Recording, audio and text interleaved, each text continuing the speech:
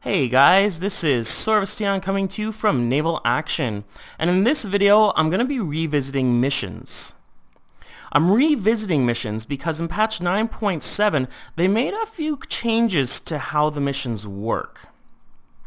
So I'm going to be talking about what changes they made and how the recent patch, because they made a lot of other changes as well, how that's affecting missions now. So one of the big changes is the addition of fleet orders. And another big change is the fact that when you request an order now, there we go, you can now select any level of order. Before, like if you were a flag captain, the only orders you would be able to take were post captain, flag captain, and commodore.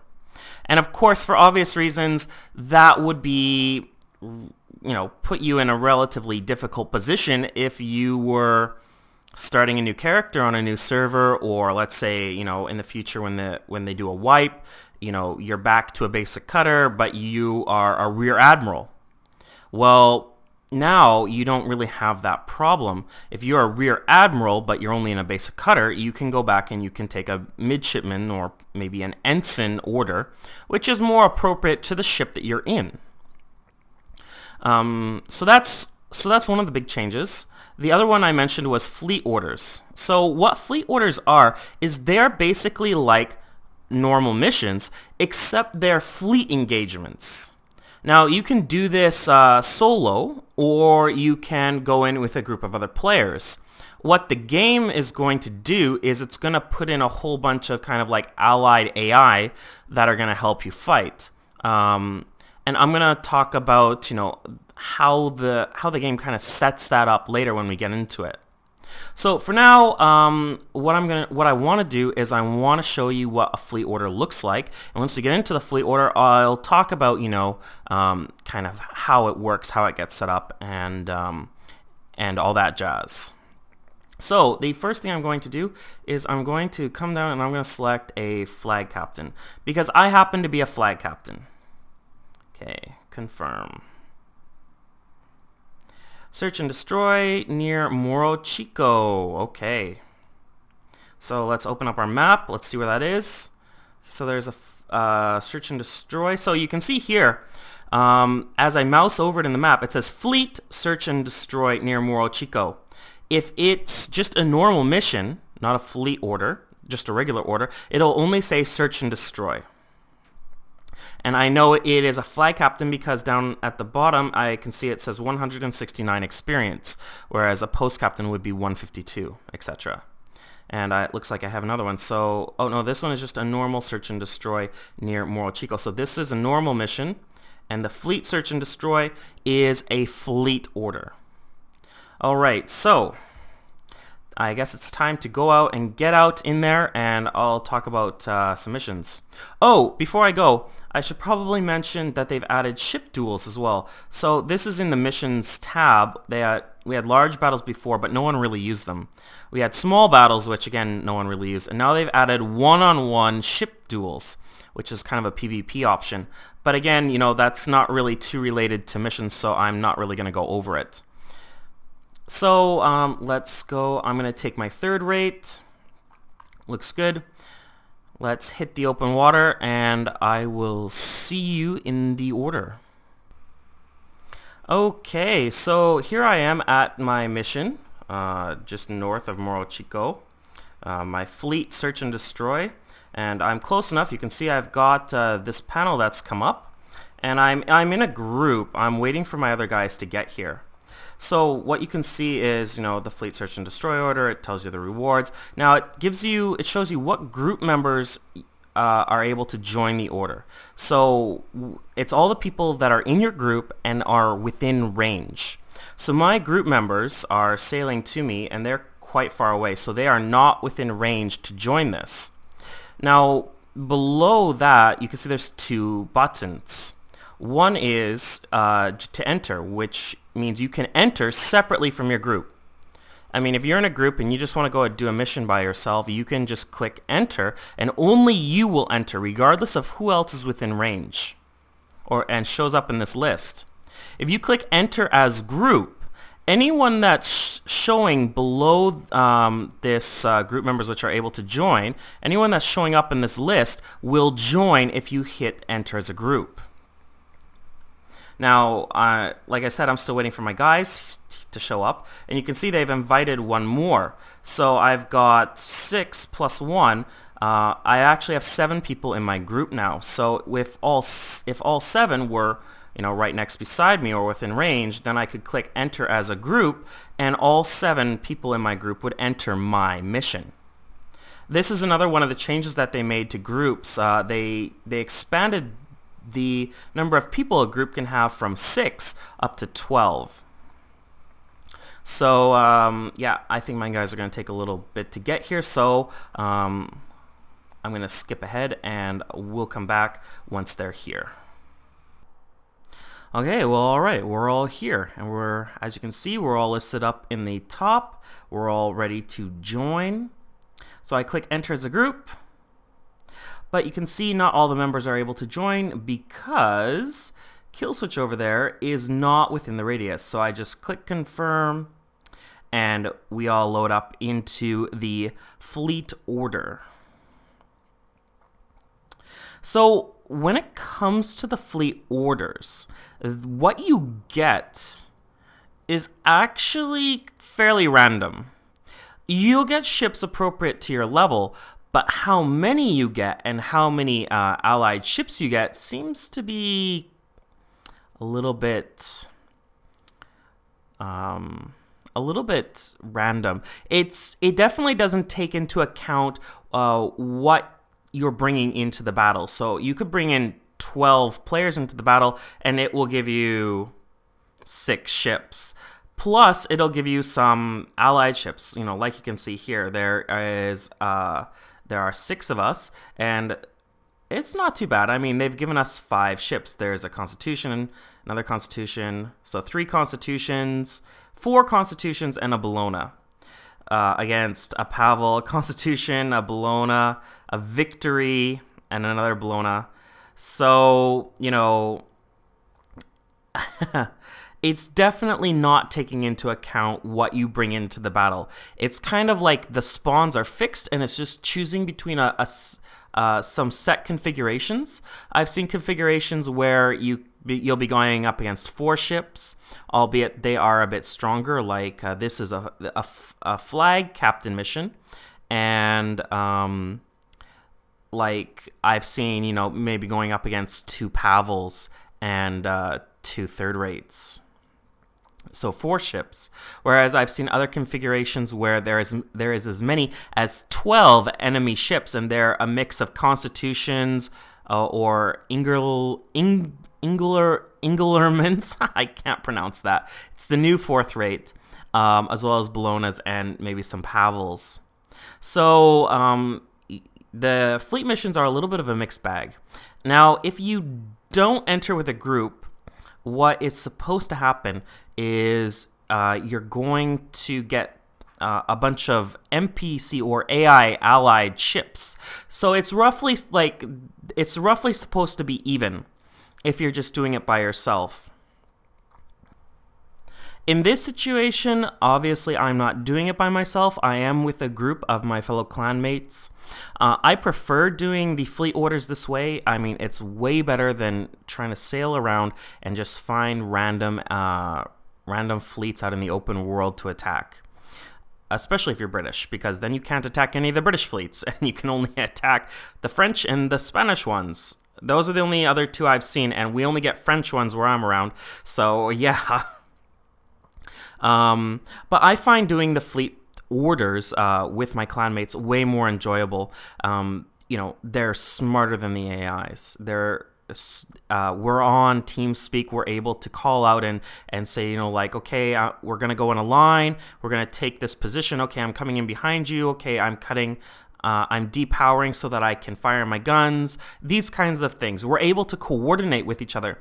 Whereas if you just go in with a large group of AI ships, well, they'll be shooting through your sails, and they might even crash into you or ram into you, and yeah, it can get a little bit frustrating sometimes. You're not really able to coordinate with them, and there's no option to be able to control them either. So that can definitely be frustrating if you're doing this by on your own. Um, but when you're with a group of other players, then you can coordinate. You can get tags on all the ships, so that you can get assists, which is going to maximize the experience you're getting. You can coordinate. If you're taking damage, you can one of your guys can come over and try and like act as a shield or something for you. So I find it way more enjoyable to do with a group of people than to go in and do it by myself. Another thing that you should know is they made a lot of other changes in patch 7 or 9.7, and they've also done a few hotfixes in the subsequent hotfixes, which brought the game up to, I think, 9.72. So one of the things that they really changed actually, they've done three things in patch 9.7 that have really affected missions. One is they've made the AIs smarter. So now the AIs, they're better at targeting your ship. And because they're better, because they are also better at capturing and sailing, and they're also better at aiming, they do a lot more damage than they did before. Another thing that they addressed in patch 9.7 was they kind of dealt with the penetration. Apparently, penetration of cannonballs was kind of broken, so they fixed that. And now, basically, stuff penetrates into your hull a lot easier. So, these AIs, not only are they more accurate, but their cannonballs are going to be penetrating into your hull a lot more, which leads to the third thing, the leak system. So obviously, the more holes you have in your ship, the more chance you have to get leaks. Now, they've changed the area on the ship in which you can get leaks, in which you can hit. So now, if you get a leak very close to your water line, and and that part of your ship actually goes underwater, that leak will start causing you to take on water. So leaks have become a lot more dangerous. And with the penetration now, you have a much better chance of getting leaks. Actually, when they first released patch 9.7, it was really brutal.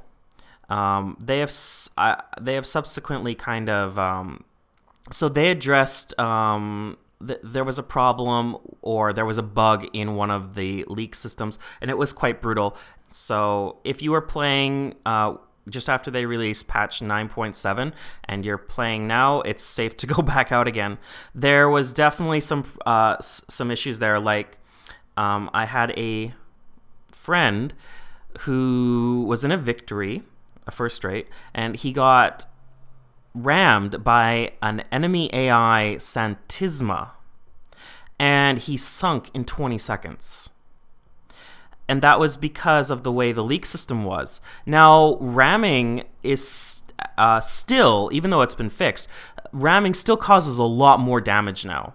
You have apparently 3 different types of leaks. You have structural leaks, like stuff underwater. You have stuff caused by cannon fire, and then I don't remember what the third was.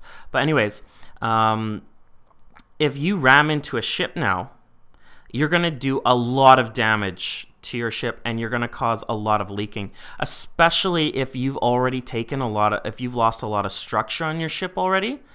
Then you're going, and you crash into someone, you probably will sink.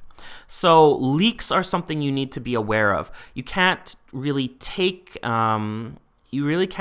push your ship to the limit like you used to, because the AIs basically do more damage. They, they're more deadly. And with the new leaking system, it's much easier to lose your ship than it was pre-patch 9.7. So these are all the things that you should be aware of going into missions now. Now, I'm not trying to scare you away from missions, but they've definitely been doing a lot of tweaking. So if you were doing missions before, missions have definitely changed significantly because of all the changes that they've made. So what does all this mean when you're planning on doing an order? Well, when you're in port and you've got the list of orders you want to do, I really wouldn't recommend taking an order above your rank. So if you're a post captain, I really wouldn't recommend doing a flag captain mission or order unless you are extremely competent and you have a good ship and you're not undercrewing it. It's going to be significantly more difficult than it was before to do orders above your rank. Before, doing an order was relatively easy. You could take on 2 NPC ships or another another AI ship, very similar in rate to you, or even higher in rate to you, and you could still walk away with only losing maybe half of your side armor on one side. But now it's very different. They'll probably sink you if you're taking an order a rank above what you are. I really recommend that you stick to the orders that are appropriate to your rank, unless you're in a group and you have if you're doing a single mission and you're in a group, then by all means take a more difficult order. If you're doing a fleet order though, and you're in a group, I recommend sticking to a fleet order appropriate to who's ever in your group. I had a situation where we had a bunch of guys in frigates, and we wanted to do a flag captain order. We had a bunch of guys in frigates and we had a few guys in third rates. And we went in, and what ended up happening was we were basically overpowered. We had to leave because the guys in the smaller ships, I think there was a guy in a Cerberus and a couple guys in frigates, they just couldn't handle the ships that we were getting in this fleet order, this flag captain fleet order, which I think there was 2 Pavels and a couple third rates and a couple Constitutions and maybe a few Ingermans. Sorry for my pronunciation. I know I'm probably butchering it. And we just had to kind of basically walk out, or not walk out, like escape, because it was too much for us. And then we ultimately ended up having to go back and do a post-captain fleet order. We were too powerful for that post-captain fleet order, but we were not strong enough to do the flag captain fleet order. So if you have mixed ranks within your group, then I would recommend doing the lower ones, because or doing a fleet order, at the rank of maybe your lowest guy, or on the lower end, not to overwhelm, and so people don't lose ships. Some other things that you should know, they've also added something called an epic event to the game. Now, these are like missions or orders, except you can't get them from a port. They just spawn randomly around the open world, and it looks just like a mission. You can go up to it, and it'll tell you what rank it is, like whether it's a Commodore or whether it's a flag captain or a post captain, and it'll tell you like it recommends 6 or more players to go in. Just be warned, if you go into that, you're basically going to be facing off against 20 ships of whatever rank it says it is. So if it's a post-captain epic, you're going to be facing 20 frigates. If it's a flag captain, you're going to be facing 20 third rates. Maybe with a mix of second and fourth rates in there. If it's a Commodore or a Rear Admiral, expect to get like 20 second and first rates. And it's not like you get a whole bunch of allied ships to help you. It's your, or however many is in your group, versus those 20 ships. So considering the most people you can have in your group is 12, in the best case, it's going to be 12 versus 20. So that's the kind of, I don't know if it's 20 exactly, but it looked like 20 the last time I went into one. So just something to keep in mind. You know, epic events are something that you should really plan for with your clan, or you know, with a group of people that you can coordinate with, because they are very difficult if you're taking one on that is at your rank. You know, obviously because you're outnumbered almost 2 to 1. But they do give great rewards, no doubt about that. And speaking of the rewards, I found that the new fleet orders are fantastic. I'm walking away with between 1,500 to 2,500 XP per battle.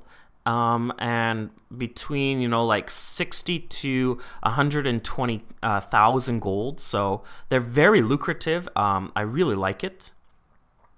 Yeah. And so that's basically everything to do with missions in a nutshell for patch 9.7, hotfixed up to 9.72. So this has been Sorvesteon coming to you from Naval Action. I hope you enjoyed the video. I hope it answered any questions you had about how they've changed orders in the new patch and added fleet orders and epic events. Don't forget to subscribe to my channel for more videos about Naval Action, and I'll catch you next time. Until then, happy sailing.